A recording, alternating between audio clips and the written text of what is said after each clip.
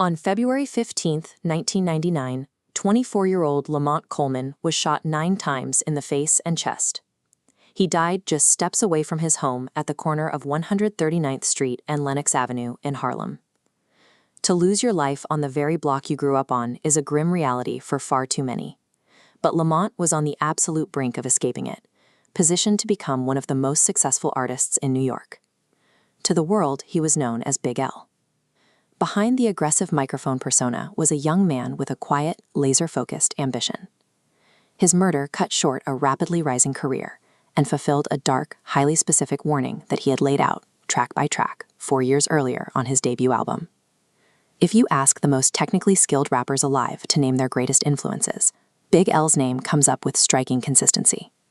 Nas once famously said of him, "He scared me to death. When I heard that on tape, I was scared to death." Eminem absorbed his cadence and internal rhyme schemes to build his own style, and later generations, like Mac Miller, even tattooed the title of an L track on their bodies. Yet his 1995 debut album, Lifestylez of the Poor and Dangerous, barely made a dent commercially. It peaked at a dismal number 149 on the Billboard 200. Because the record didn't sell immediately, Columbia Records cut their losses and dropped him entirely. The industry discarded him.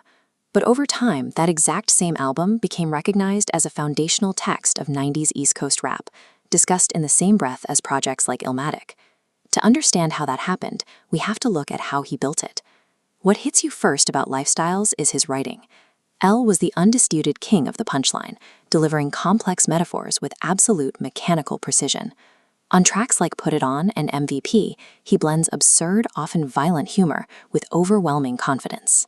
He treats rapping like a competitive sport, and he knows he's winning. Those jokes sit on top of a very specific sonic foundation. The production features a constant clash, smooth, polished jazz loops layered directly over filthy, aggressive drum breaks.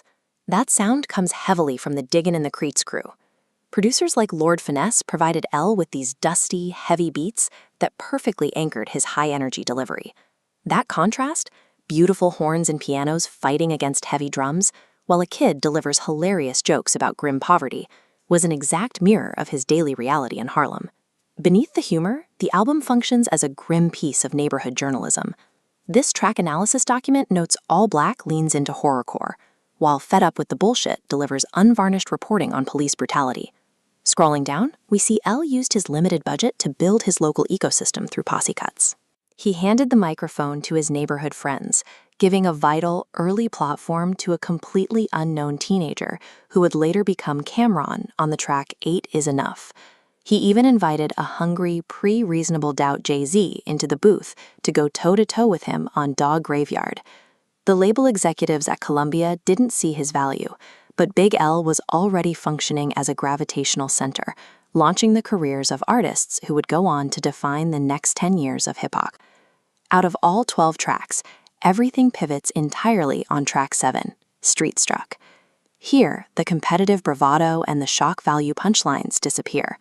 Instead, he delivers a grounded, highly reflective warning to the younger kids on his block, explicitly detailing how the allure of street life is an inevitable trap that leads straight to prison or the cemetery. The comedic persona vanishes completely. Street Struck reveals a young man with a sharp sociological understanding of his environment, fully aware of the forces acting against him, which makes the events of February 1999 almost too painful to process. He fell victim to the exact trap he warned everyone else about, on the exact street he documented. What hurts the most is the timing. After Columbia let him go, he didn't quit. He established his own independent label, built up his momentum again, and was reportedly just days away from signing a major deal with Jay-Z's Roc-A-Fella Records. A generational talent slipped through the cracks just moments before a massive industry rescue could pull him out of the danger zone. Lifestylez of the Poor and Dangerous functions as a masterclass in rhyming, a time capsule of New York production, and a blueprint for future legends. As this final summary slide notes, the album remains devastatingly relevant. It stands as the complete, unedited testament of a 20-year-old prodigy who understood his world perfectly, and who was, tragically, right about how it would end.